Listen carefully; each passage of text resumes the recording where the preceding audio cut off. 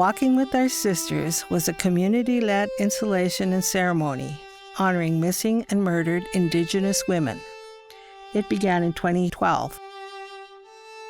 It was Christy Belcourt, Métis visual artist and activist, who thought of the pain families felt and the collective loss of women's lives.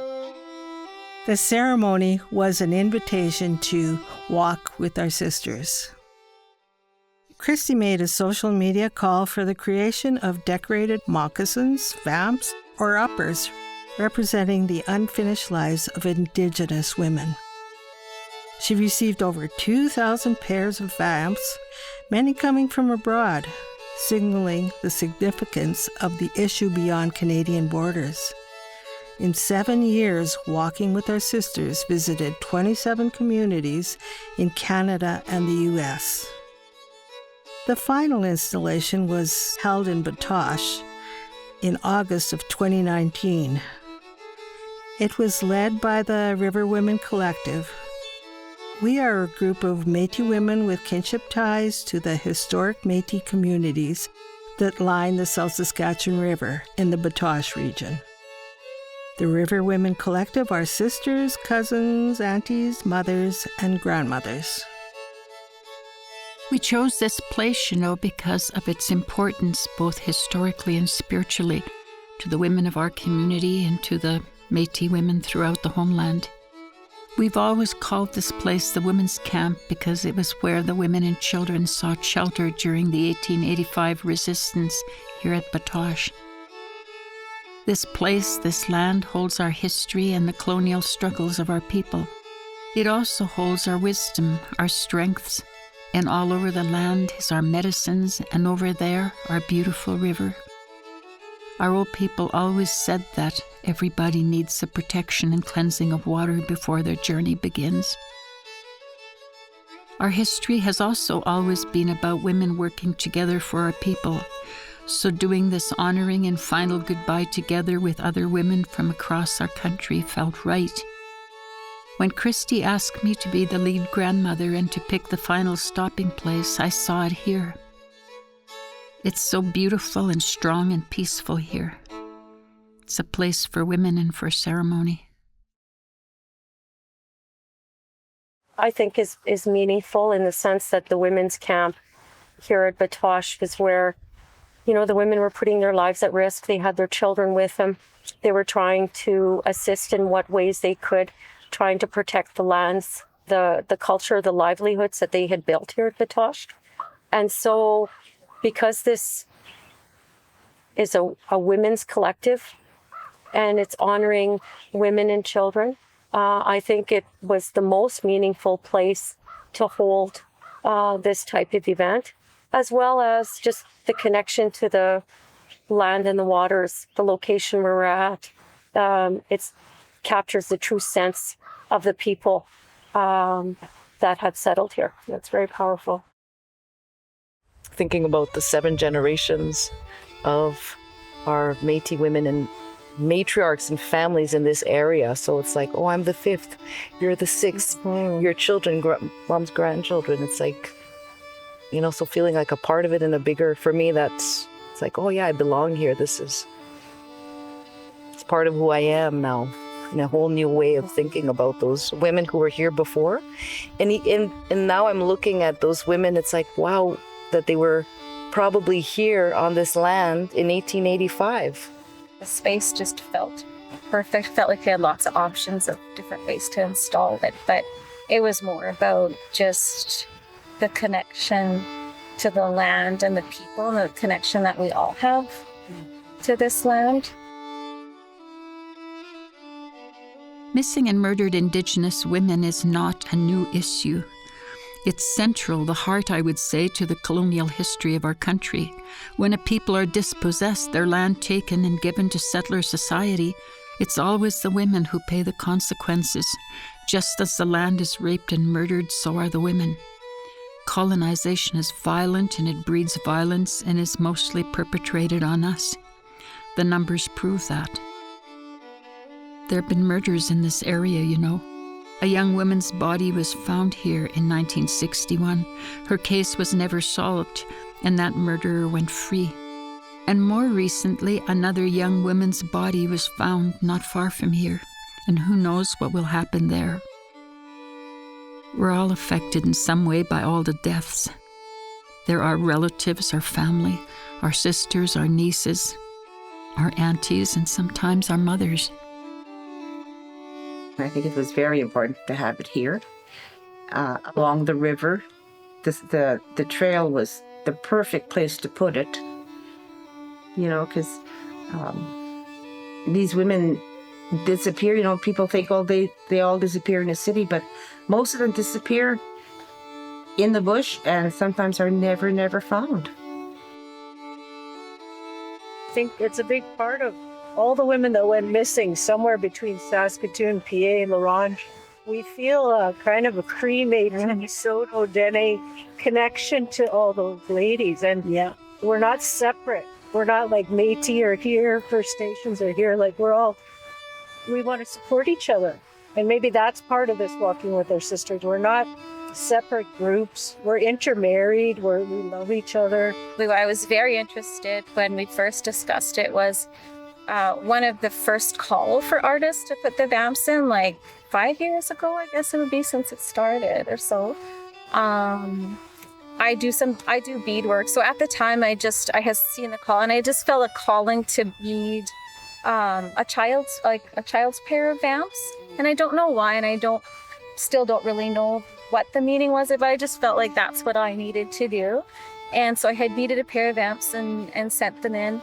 And then several years later, like 5 years later, for it to come here to my home, to the homeland of the Métis people where I live, and have it come to this land for the final installation was really special. I think that was the biggest challenge, first time it was ever outdoors.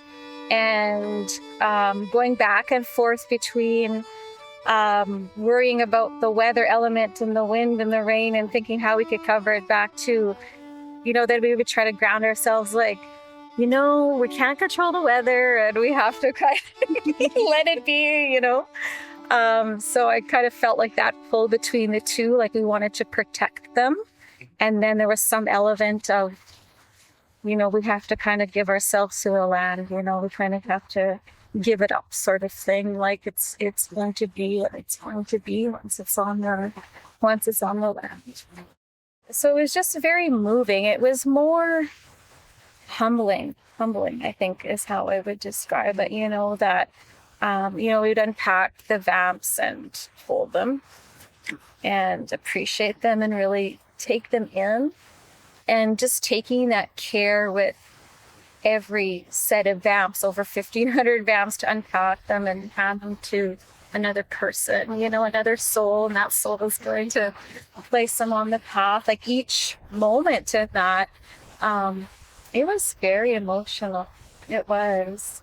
That you felt humbled or honored that maybe in some way you were bringing light or shedding light on something bigger than yourself, right? Yeah.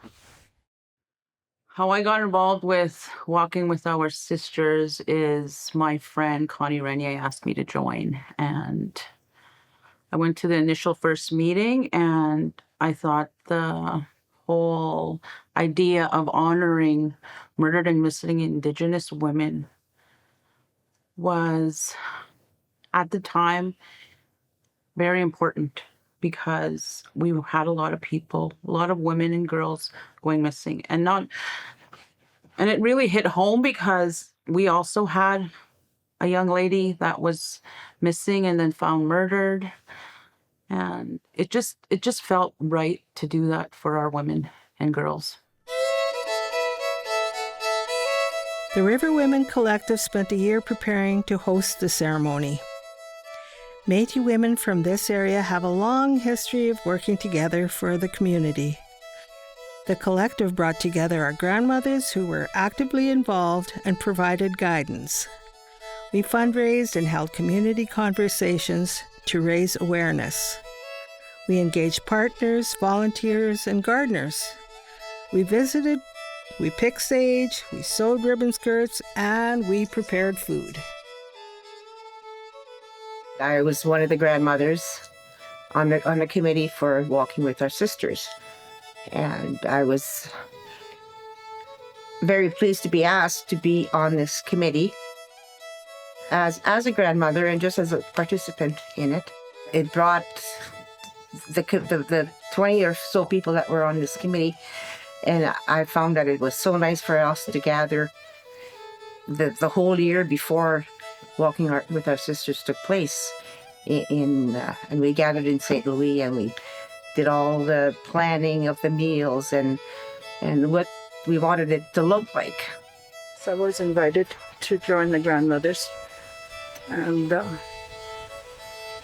was quite pleased to be invited, and that is something that I like. I like helping, and that's kind of what my job is in my mind, is to help people. Well, I think it was probably to help guide and show the younger ladies what to do, and I had to learn a lot of it too. So I was learning. I wasn't showing. So we were kind of teaching each other, everybody teaching. Yes. And getting to know, a lot of people are figure out their history.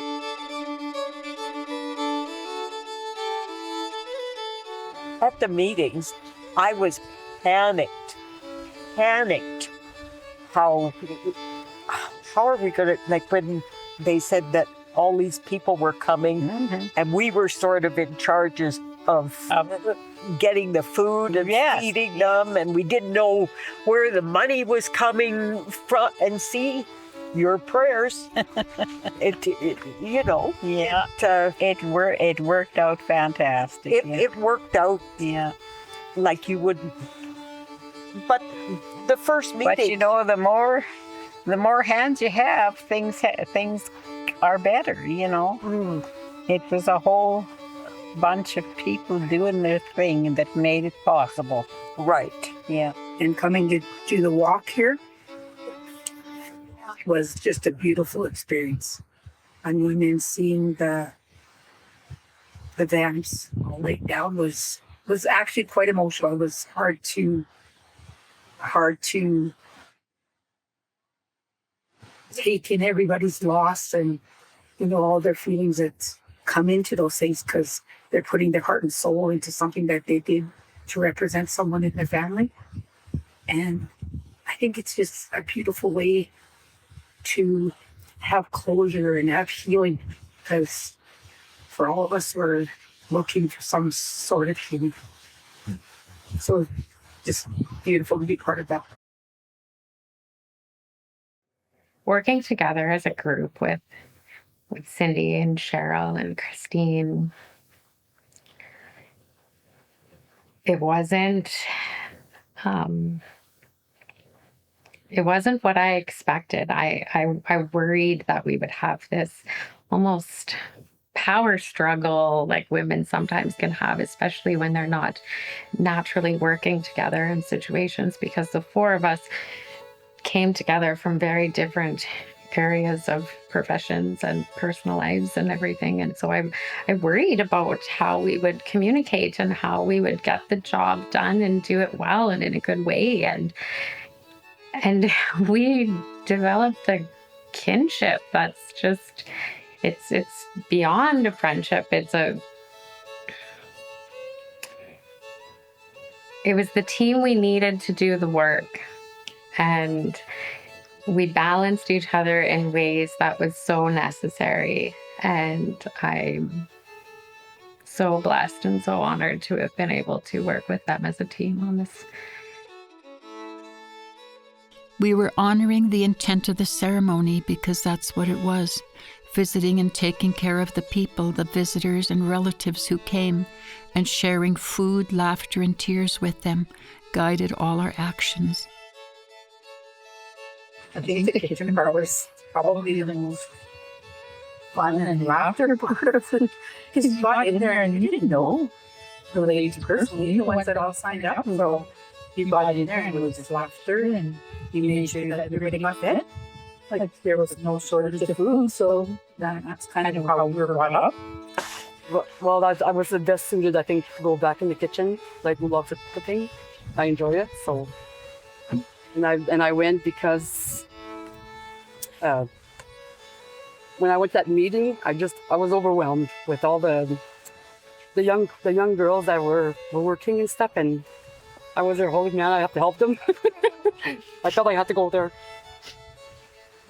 I know I was just saying that I remember when we went to the meetings and we were looking at all the food and the preparation. I thought, oh my God, we're never going to do that. Unreal. I said, Val's the perfect person because I know you're a good cook. Well, you know, she makes everything from scratch, and same here. I like cooking and in the kitchen. Yeah. So, but so I much enjoyed stuff. it with you. Yeah. I said, oh, Val's from the kitchen. She's my friend. She's my cousin. Well, at the beginning it was like, but as we came closer, and I can't believe it was done in how much fun. And lots of food. Yeah. I thought we'll never be able to feed 2,000 people, but I think we all continued encouraging each other. Yeah.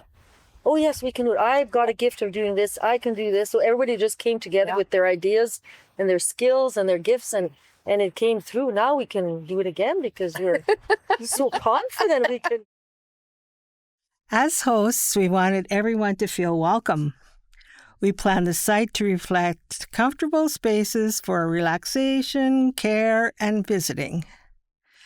We created a tent village with dedicated spaces for wellness, eating, cultural activities, volunteers, children, two spirit folks, and our grandmothers. The grandmother's tent became the heart of the site. For me, one of the things that was really important was the work with the grandmothers and the space that was created by the grandmother's tent, and how the grandmothers came together to create a space that was a safe environment for everyone. And they decorated it in a way that was welcoming and homey, and it felt like it was a tent in the middle of a prairie field kind of thing with, some trees in the background, but they decorated it in such a way that you felt like you were walking into their home. And I think that was really meaningful because people could kind of ground themselves there first, before they went in and smudged and then walked the path. We needed that calm, and we needed that comfortable space, and we needed the opportunity to be able to sit and visit with them and get a hug when we needed it and a smack when we needed it. And it was the perfect space for us to be able to feel safe and comfortable and supported. Yeah, I don't think we would have been able to, we wouldn't have been able to do the work that we did without the grandmothers. I just think about, every time we had a question, or we didn't know which direction we were going to go with planning, or we had some kind of a roadblock or challenge or something came up, they were always there, and we could just reach out to them and say, can you talk to the other grandmothers and give us some guidance on this? And they really, really supported us in every way they possibly could, and just really helped us do what we needed to do. And I'm just so thankful and grateful that they were there for us. Hosting Walking with Our Sisters as a collective has had long-lasting influences on the work of the River Women Collective. We continue to gather, to visit, and work together to support families and communities. In doing so, we remind ourselves of who we are, where we come from, and the generations of women that came before us. We feel that our ancestral grandmothers were undoubtedly walking with us.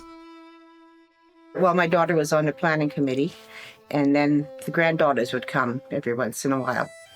And it was really special to be able to share this with them. And the girls, the granddaughters helped making tobacco bags, or they cut fabric to make them up and whatnot. And I hope that they remember that those 4 days that they were there, and I hope it's special for them. A lot of friendship, I think. Got to meet a lot of people. People would come and visit. It was very nice. Some people we'll never see again, but it was nice to meet them. Some of them came from far away too. Oh, so far, yes, very far. Yeah.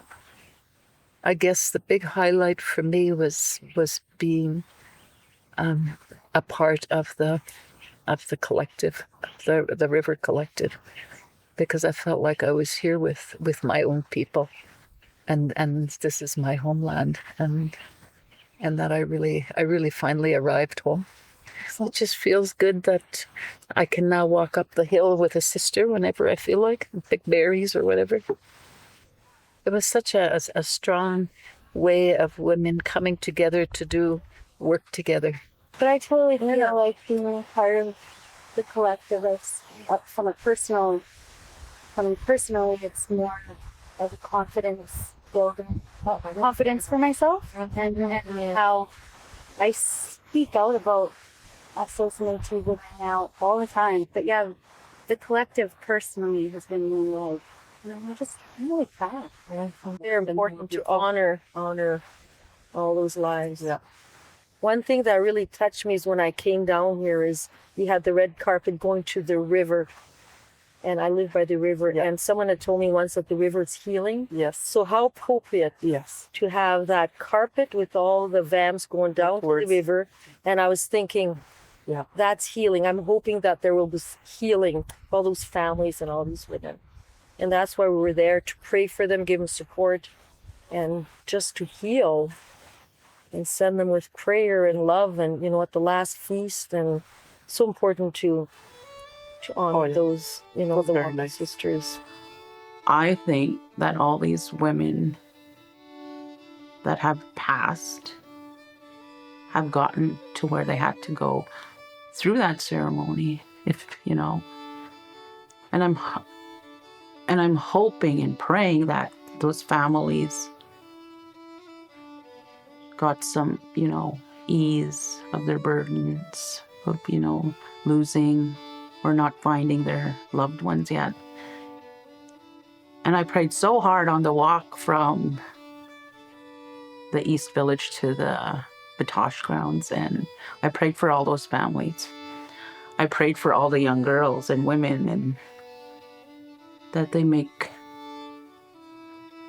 their lives what the Creator intended them to have here.